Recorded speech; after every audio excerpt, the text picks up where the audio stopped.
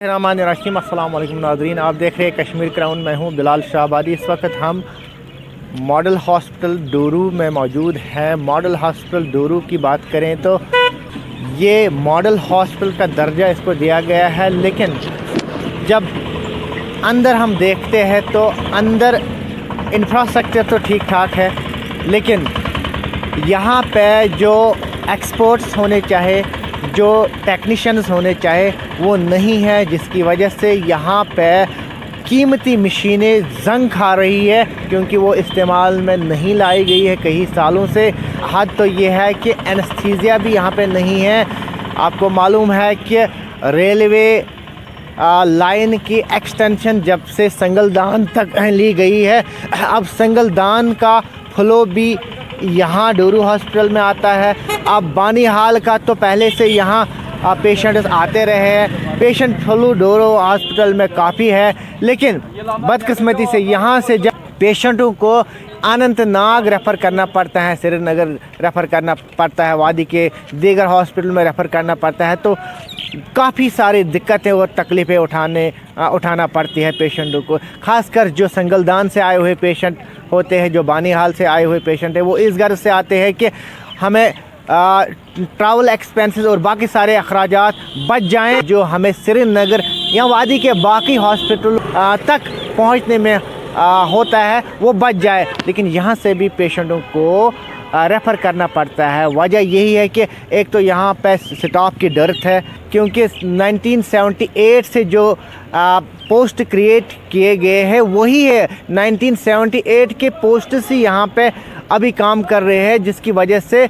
डॉक्टरों पे भी काफ़ी दबाव है। यहाँ पे जो प्रेजेंट मौजूदा स्टाफ है उन पे भी काफ़ी दबाव है, उनको भी काफ़ी दुश्वारी उठानी पड़ती है। ये जो मामला है ये फौरी नौयत का है। इसको मौजूदा जो हुकूमत बनी है, सकीना तो हेल्थ एंड मेडिकल एजुकेशन की मंत्री है, मिनिस्टर है, वो इस पर पूरी तवज्जो दे, तब इसकी हालत सुधर सकती है। साथ में वेरीनाग पीएचसी की बात करूंगा। वेरीनाग पीएचसी की बिल्डिंग आलीशान बिल्डिंग बनी हुई है, लेकिन रिबन काटना बाकी है, इनाग्रेट करना बाकी है।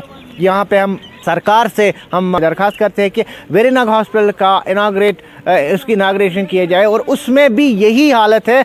उसमें भी 1978 या 80 से जो पोस्ट्स क्रिएट है वही पोस्ट्स अभी भी वहाँ पे काम कर रहे हैं। वहाँ पे भी स्टाफ पे काफ़ी दबाव है। वहाँ भी बानीहाल के पेशेंट आते हैं, संगलदान के पेशेंट आते हैं। जैसे कि हमने कहा है कि संगलदान जब रेलवे एक्सटेंशन हो गया तब से पेशेंट का फ्लो इन दो हॉस्पिटल पे ज़्यादा पड़ा है, डोरू शाहबाद के हॉस्पिटल पे और वेरीनाग पीएचसी पे। और वेरीनाग पीएचसी की काफ़ी लॉन्ग पेंडिंग डिमांड है कि उसको अपग्रेड किया जाए, और वहाँ पे भी यही सूरत हाल है। वहाँ पे भी मशीनें हैं, इंफ्रास्ट्रक्चर है, लेकिन टेक्नीशियन नहीं है, एक्सपर्ट्स नहीं है, वो भी जंग खा रहे हैं। वेरीनाग में एक्सरे भी नहीं होता है। बहरहाल उम्मीद रखते हैं कि मैडम सकीना एत्तू इन दोनों हॉस्पिटलों का विज़िट करें, फ़ौरन इसका जायज़ा लें, ताकि यहाँ इन दो हॉस्पिटलों की हालत सुधर जाए और जो पेशेंट खासकर संगलदान से आते हैं, बानीहाल से आते हैं, दूर दराज इलाकों से आते हैं, उनकी थोड़ी बहुत राहत हो जाए। डोरू वेरीनाग का डोरू में सब डिस्ट्रिक्ट अस्पताल जो पहले था उसी को मॉडर्न अस्पताल में शिफ्ट किया गया। न कि मॉडर्न अस्पताल में कोई नया स्टाफ आया है, बस एक शिफ्टिंग हुई और उसी पर वो चल रहा है। अगर वो मॉडर्न हॉस्पिटल है, कम से कम मॉडर्न हॉस्पिटल के लिए जितने डॉक्टर्स हैं, टेक्नीशियंस हैं, बाकी स्टाफ है, उनको सरकार को वो देना चाहिए। जहाँ तक वेरीनाग का ताल्लुक़ है, बहुत अरसे दराज से बख्शी गुलाम मोहम्मद के वक़्त से हम कहा करते थे कि हमें सीएचसी या मैटरनिटी हॉस्पिटल दे दो, क्योंकि इसमें जो फ्लो है वो कपरन कदेसा से आता है और यहाँ रामबन से भी लोग आते हैं। यहाँ सादीवारा है, बहुत बड़ा इलाका है, लेकिन वक्त की हुकूमत हमेशा कहा करती थी जगह नहीं है, जगह की प्रॉब्लम है। अब तो गवर्नर इंतज़ामिया की मेहरबानी से पुराने सारे क्वार्टरों को उठाया और एक नई बिल्डिंग 6 करोड़ रुपए की तैयार हो चुकी है। सिर्फ हम चाहते हैं कि बस वज़ीर हेल्थ जम्मू कश्मीर यहाँ आए और उसका रिबन काट दें और इसको CSC या मैटरनिटी का दर्जा दिया जाए। बाकी जहाँ तक यहाँ हेल्थ का ताल्लुक है, हमारे वेरीनाग के हॉस्पिटल में मिलिटेंसी के टाइम में कुछ लोग लग चुके थे, वो गए बड़गाम, कोई गया टंगडार, कोई गया कहीं, और हमारा हॉस्पिटल खाली रहा। कम से कम गवर्नमेंट को उस पर एक कमीशन बिठाना चाहिए कि अगर यहाँ कोई उस वक्त लग गया फिर वो विद पोस्ट क्यों ट्रांसफ़र हो गया, और हमारे पास ना टेक्नीशियन है ना बाकी चीज़ें हैं। ये तो हम बार बार कहते हैं। हम हाल ही में चीफ मिनिस्टर जनाब उमर अब्दुल्ला से मिले, उसको भी हमने मेमोरेंडम दिया, उसको हमने 4-वे रोड का कह दिया, ये जो हमारा ADV है उसको हमने कपरन देसा टनल के बारे में कह दिया, उसको हमने पहाड़ी डिस्ट्रिक्ट कपरन के लिए कहा, उसको हमने वेरीनाग की म्यूनसिपलिटी के लिए कहा, उसको हमने डोरू मॉडर्न हॉस्पिटल को का स्टाफ देने के लिए कहा। उसने बिल्कुल हमें आश्वासन दिया कि हम ये मिनट बुक्स आपकी रख लेंगे और वज़ीर सेहत को वहाँ भेजेंगे, जो भी मुनासिब होगा और वो खुद करेगी, जो ज़रूरत बाकी होगा वो मैं उसको प्रोवाइड करके ये मसला हल करूँगा। आज के डेट में जितने भी एम्प्लॉयज़ हैं, डॉक्टर्स बहुत जानबशी से काम करते हैं, बहुत अच्छा काम करते हैं, मगर वो बेचारे परेशान इसलिए है कि उनके पास पूरा स्टाफ है नहीं। पैरामेडिकल स्टाफ की कमी है, डॉक्टरों की कमी है।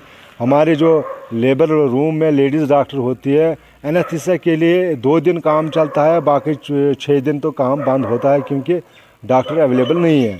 हमारे जितने भी मशीनें हैं, जो आलात लाए थे मॉडल अस्पताल में, हम वक्त पर सरकार ने, इंतज़ामिया ने, उन्होंने कोशिश की थी कि मॉडल अस्पताल को पूरी फैसिलिटी के साथ जामनज़र बनाया जाए। वो सब कुछ करने के बाद मगर चलाने के लिए वहाँ हमारे पास डॉक्टर्स अवेलेबल और पैरामेडिकल और टेक्निकल जितने भी स्टाफ हमें ज़रूरत है उस अस्पताल को चलाने के लिए, उसमें कमी है। हमारी गुजारिश है आपकी वजह से हमारे कंसर्न MLA साहब मीर साहब को, सकीना तो जो है ऑनरेबल हेल्थ मिनिस्टर है, डॉक्टर आबिद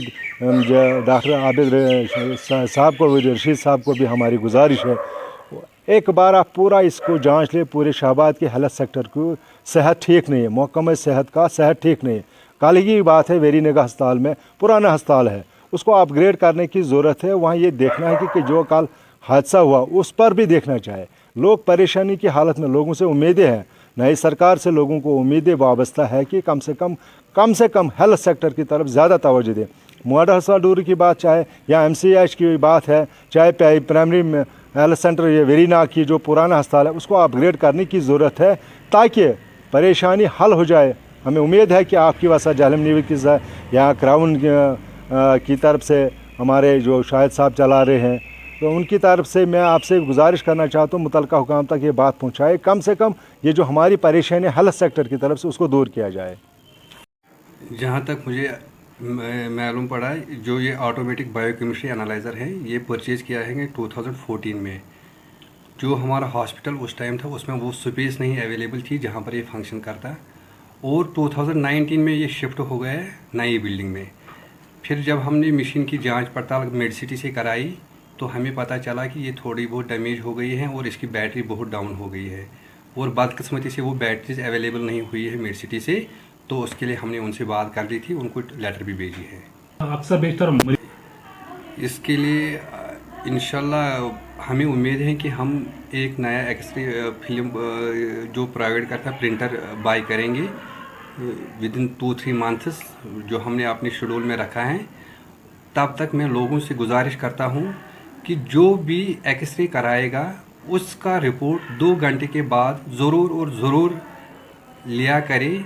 जो यहाँ पर मुफ्त में अवेलेबल हैं वो इक्विवेलेंट टू फिल्म होता है, तो उसका फ़ायदा उठाइए। मैंने आज तक यहाँ देखा है कि कोई भी पेशेंट अपने साथ रिपोर्ट नहीं लेता है, तो उनसे गुजारिश है आगे से रिपोर्ट लिया करें, और इंशाल्लाह कोशिश करेंगे हम अनकरीब ये प्रिंटर नया लाएंगे तो इंशाल्लाह फिल्म भी मैसर किया। डॉक्टर साहब, जहाँ तक हमें मालूम है तो ये हमारा हॉस्पिटल यहाँ पर अपने एम्प्लॉय काम करते हैं।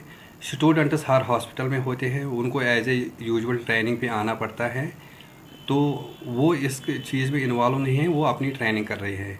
बाकी जो हमारा स्टाफ है अभी काम कर रहे हैं, अच्छे से कर रहे हैं, वो they are available 24/7 in this hospital.